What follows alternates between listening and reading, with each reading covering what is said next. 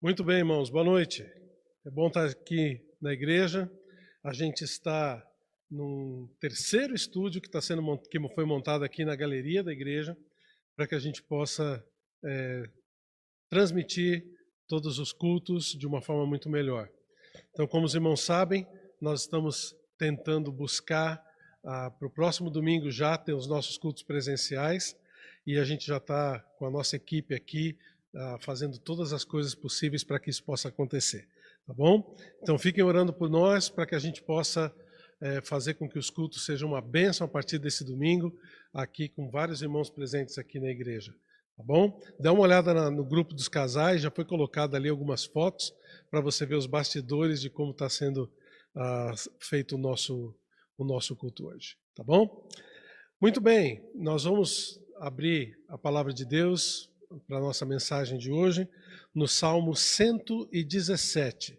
Pega a sua Bíblia lá, pega o seu celular, o seu tablet, abre a Bíblia no Salmo 117 e que nós vamos ler o Salmo inteiro agora, tá pronto? Para ler todo o Salmo? Dá uma olhada lá. É bem pertinho do Salmo 119, então você já deve imaginar o tamanho dele, né? Esse é o menor de todos os salmos, viu? Só tem 2 versículos, mas o valor dele é maravilhoso. É uma coisa muito importante para nós, ensinamentos e convocação muito importante para a gente.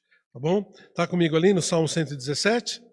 Humberto vai colocar para a gente também na tela, se você não tem a sua Bíblia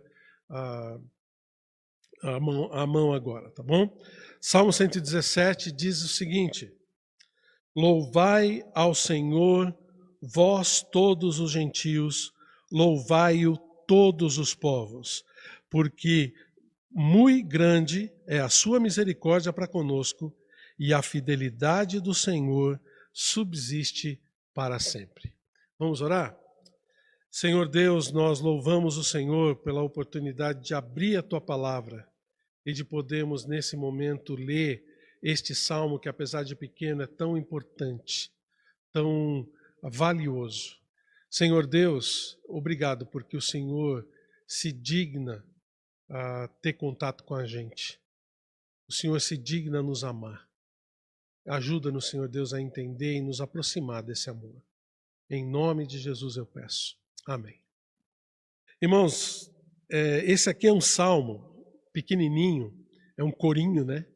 Que os israelitas cantavam quando estavam indo para Jerusalém, ou mesmo nas suas festas, nos cânticos de louvor, quando estavam fazendo alguma coisa, alguma festividade, eles cantavam este salmo. É um salmo muito importante, porque apesar do seu tamanho, ele diz coisas valiosas com respeito ao posicionamento de Deus com respeito à humanidade como um todo. Imagina, por exemplo, os israelitas, quando estavam indo para as festas em Jerusalém. Você sabe que 3 vezes por ano, pelo menos, haviam grandes festas em Jerusalém, onde os israelitas todos se dirigiam para lá, e eles iam na estrada cantando estes salmos. E alguns vinham de longe, de verdade. E ele vai cantando o salmo e para que as pessoas que estavam ao seu redor, as pessoas, as cidades, as ruas nas quais eles passavam, pudessem ouvir o que eles estavam cantando. Então ele estava cantando o seguinte: louvai ao Senhor, vós todos os gentios, louvai-o todos os povos. Olha só que legal. Muitas vezes a gente vê nas escrituras os israelitas sendo, vamos dizer assim, egoístas no que diz respeito ao culto ao Senhor, exclusivistas mesmo no que diz respeito às coisas que eles iam adorar ao Senhor, querendo que só eles adorassem. Claro que era uma atitude completamente errada, porque a gente vê aqui neste salmo, como desde o Salmo 113 até o Salmo 118, esses cânticos que estão acontecendo, como sendo cânticos em que todos os povos da terra deveriam louvar o Senhor. E você sabe que o Evangelho, a palavra de Deus, apesar de ter muita coisa escrita para o povo de Israel, não foi escrita com exclusividade para eles, né? Você sabe muito bem que o evangelho de salvação não é exclusividade do povo de Israel, é para todos nós, apesar de eles terem iniciado isso. Lembra Jesus lá em João capítulo 4? Deixa o seu dedo aqui no Salmo 117, vem comigo lá para João capítulo 4, lembra daquela situação em que Jesus estava conversando com a samaritana, né, que era um povo separado do povo de Israel, ele falando a respeito dele mesmo sendo o Messias, ele disse no versículo 22, eu estou em João capítulo 4, versículo 22, ele disse o seguinte para a samaritana, vós adorais o que não conheceis. Nós, falando dos judeus, né? Adoramos o que conhecemos, porque a salvação vem dos judeus. Mas olha o versículo 23. Jesus dizendo, mas vem a hora, e já chegou, quando os verdadeiros adoradores adorarão o Pai em espírito e em verdade, porque são estes os que o Pai procura para seus adoradores. Olha, se já tinha chegado para ela naquela situação, conversando com Jesus, imagine para nós agora, essa situação em que Deus está procurando verdadeiros adoradores. Você tem adorado o Senhor? Porque este salmo, ele foi escrito para você. Sabe quem está sendo convocado a adorar o Senhor aqui, a louvar o Senhor? Os gentios a adorar o Senhor. Deus tem filhos dele, filhas dele, escolhidas em cada povo, em cada nação desse mundo. É interessante porque essa palavra povos, todos os povos aqui do versículo 1, está dizendo de grupos. A melhor tradução talvez seria tribos, porque não está dizendo só de países. A gente tem uma ideia de que a demarcação de países é uma coisa muito clara na mente da gente no que diz respeito a povos, mas quantos povos nós temos no nosso próprio país? Brasil tem mais de 200 povos vivendo dentro do mesmo lugar, inclusive indígenas e povos que vieram de outras etnias. Então o que ele está dizendo aqui é que todos esses povos devem estar louvando o Senhor. Todos os gentios, todas as nações, grupos grandes, grupos pequenos, todos devem estar louvando o Senhor. E essa é uma convocação feita para cada um de nós. Imagina o privilégio que você tem. Você que está me ouvindo agora, você tem um privilégio maravilhoso de poder louvar o Senhor, de poder entender o Senhor, de poder trazer a sua adoração para Ele. Muitas pessoas que existem no mundo hoje nunca ouviram falar do Senhor, nunca ouviram falar de Jesus. A gente tem contato bastante com a Índia, os nossos missionários que estão lá. Muitos indianos, milhões de indianos, sequer ouviram falar o nome de Jesus. Você sabia disso? Povos aqui dentro do nosso país, pessoas que nunca ouviram do Evangelho, muito menos falar do nome de Jesus, mas nós não. Nós temos esse privilégio. A nós foi dado o conhecimento de Cristo, foi dado o conhecimento da salvação. O que nós estamos fazendo com esse conhecimento? Nós devemos louvar o Senhor. Essa convocação é dada para a gente, para cada um de nós. Quer ver? Abra sua Bíblia no último livro, no livro de Apocalipse, capítulo 7. Lá no finzão da sua Bíblia. Apocalipse, capítulo 7, versículo 9. É uma visão do céu. É uma visão quando João está olhando, vendo muitas pessoas sendo relacionadas ali no céu, os 144 mil que vieram de Israel, o capítulo dos versículos de 1 a 8 mostra isso, mas quando chega no versículo 9 do capítulo 7 de Apocalipse, nota o relato dele. Ele diz, depois destas coisas, vi, e eis que grande multidão que ninguém podia enumerar, de todas as nações, tribos, povos e línguas, em pé diante do trono e do Cordeiro, vestidos de vestiduras brancas, com palmas nas mãos, e clamavam em grande voz, dizendo, ao nosso Deus, que se assenta no trono, e ao Cordeiro pertencem a salvação. Está vendo aqui? Quais povos e tribos e nações vão estar no céu? Todas. A representatividade vai ser completa. O que é importante a gente ver é que nós temos esse privilégio de adorá-lo. A convocação foi dada para a gente. E nós precisamos aproveitar essa convocação e louvar o Senhor em todos os sentidos, em todas as situações. Louvado seja o nome do Senhor entre nós, que conhecemos o Senhor e que podemos adorá-lo em espírito e em verdade. Já começou a adoração dos verdadeiros adoradores e essa adoração continua em nós. Amém? Você é um verdadeiro adorador do Senhor? Ou você deixa ele de lado na sua vida? Você precisa louvar o Senhor e fazer o louvor dele ser uma coisa constante na sua vida. Por quê? Olha o versículo 2. Ele diz, porque muito grande é a sua misericórdia para conosco e a fidelidade do Senhor subsiste para sempre. A ideia aqui é que ele dá os motivos pelos quais a gente pode engrandecer o nome do Senhor. Olha só, começa falando a respeito da misericórdia dele. Essa palavra misericórdia podia ser traduzido também para um amor leal. A NVI traduz dessa forma. Mas lembra que é por causa desse amor leal de Deus, por causa dessa misericórdia dele, que ele não olha para nós segundo os nossos pecados, as grandes transgressões que a gente faz contra ele. Lembra de Lamentações 3:22? Por causa das suas misericórdias é que nós não somos o quê? Consumidos. Deus olha para a gente e não vê mais simplesmente aquele pecado que permeia e suja a gente. Ele vê o sangue de Cristo que nos limpa. Ele vê o sangue de Cristo que foi aplicado nos nossos corações. Vê a justiça de Deus para aqueles que entregaram a sua vida ao Senhor.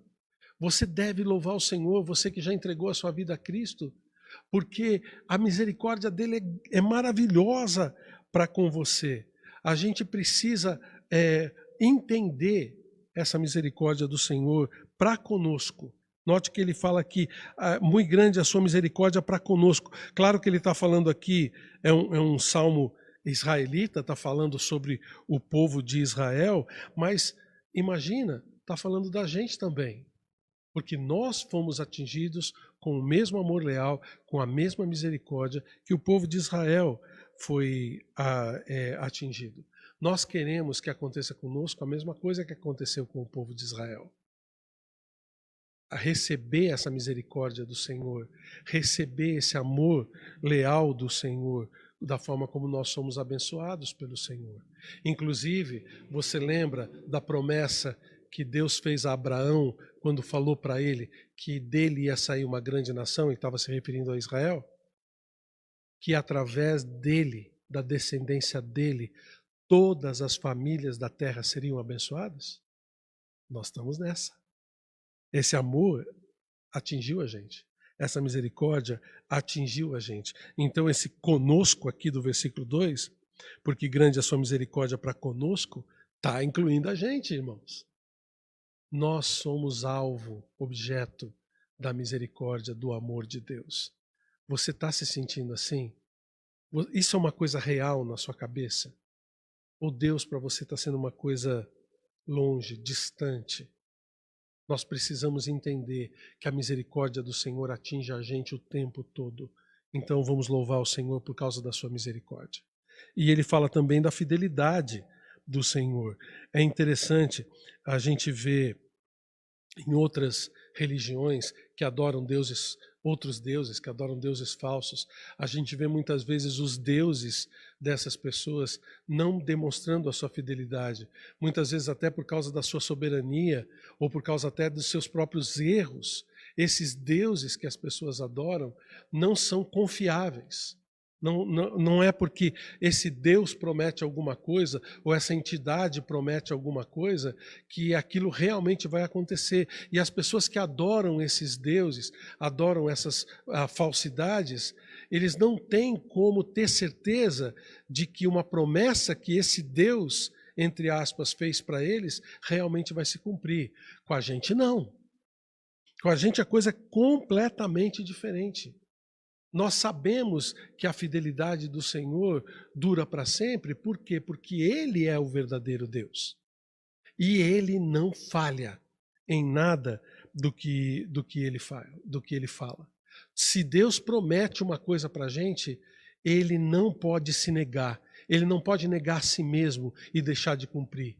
Ele cumpre porque Ele é fiel. E por isso Ele pode exigir da gente, pedir da gente essa fidelidade. A fidelidade dele é para sempre, subsiste para sempre. É até interessante porque ele fala que a misericórdia é muito grande. Você notou ali, versículo 2? A misericórdia é muito grande e a fidelidade dura para sempre, ou seja, é eterna. Enquanto a misericórdia é enorme, a fidelidade é eterna. O que a gente quer mais? É esse Deus, irmãos, que a gente serve. A gente pode confiar tranquilamente nos planos de Deus para com a gente. Eu não sei o que você está passando nesse momento. Talvez você está passando por um momento de dor, de separação. Nós temos ouvido até de pessoas próximas da gente que têm morrido por causa dessa pandemia. Pessoas que têm ficado doentes, muitas vezes morrem no leito de hospital sem nem que os parentes possam ir prestar as homenagens, fazer a despedida que deve ser feita. Um sofrimento muito grande provocado por esse afastamento, por essa pandemia. Isso sem contar com o dia a dia da gente. Sem contar com a economia, sem contar com a segurança, sem contar com muitas coisas que muitas vezes tiram o nosso foco de Deus e do agradecimento que a gente tem que ter com Ele. Mas a gente tem que lembrar que mesmo diante dessa pandemia, desse afastamento, desse sofrimento, os planos de Deus para nós são eternos. A fidelidade de Deus para nós é eterna. Você sabe que foi Deus quem permitiu essas coisas acontecerem? Foi Deus quem permitiu essa pandemia acontecer na vida da gente? Ele está no controle de tudo isso. Mas, pastor, já está durando mais de 6 meses isso. Quanto tempo isso ainda vai durar? Gente, o que são 6 meses, 1 ano, 2 anos, dentro de um plano eterno de Deus para as nossas vidas? Dentro de uma oportunidade de trazer a eternidade para o coração das pessoas. A segurança de uma vida eterna. O que são 6 meses, 1 ano, 2 anos? Eu não sei por quanto tempo ainda esses dias de pandemia, de afastamento vão perdurar. Mas o que eu sei é que a fidelidade do Senhor dura para sempre. Você acredita nisso? Porque o que Deus quer da gente é justamente isso. É que a gente de verdade acredite nele. Aí sim, olhando para a misericórdia enorme do Senhor, olhando para a fidelidade eterna dele para a gente pode tranquilamente erguer as nossas vozes e louvar o Senhor de todo o nosso coração, de todas as nossas forças. É isso que a gente tem que fazer. É aí que a gente tem que se agarrar. Porque se a nossa vida depender simplesmente desse material aqui, como diz o apóstolo Paulo, nós somos os mais infelizes de todos os homens. Então, louve o Senhor. Se você ainda não foi incluído no grupo daquelas pessoas que entregaram suas vidas ao Senhor, se você ainda está vivendo longe, afastado de Deus, você pode entregar a sua vida ao Senhor agora. Você pode, nesse momento, pedir perdão pelos seus pecados e entregar a sua vida ao Senhor. Peça para que Ele entre no seu coração e purifique a sua vida, purifique as suas ações, limpe o pecado que você comete diante do Senhor. Peça para Ele, porque a palavra de Deus diz que quem crê será salvo. Quem crê em Cristo como seu Salvador vai receber a vida eterna, vai receber essa eternidade dentro do seu coração. Talvez você já tenha feito uma decisão dessa, mas você está vendo que a sua vida está se afastando do Senhor. Talvez esse período que a gente está sem igreja, sem se encontrar, sem ter a oportunidade de estar junto, fizeram com que você se afastasse dele. Fizeram com que a sua vida fosse voltada mais para o secular e menos para as coisas de Deus. Tome uma decisão agora de retomar a misericórdia e a fidelidade do Senhor na sua vida. Lembrando disso, louve o Senhor e retorne para Ele, volte para Ele. Nós precisamos tomar decisões mediante aquilo que Deus faz para com a gente. Então, meus amados, minhas amadas, não esqueça que é com base na misericórdia e na fidelidade do Senhor que a gente vai louvá-lo de todo o nosso coração, cada um de nós. Então, aplique o seu coração para isso. E eu tenho certeza que Deus vai nos abençoar. Que Deus abençoe você a poder retomar o seu louvor de forma completa.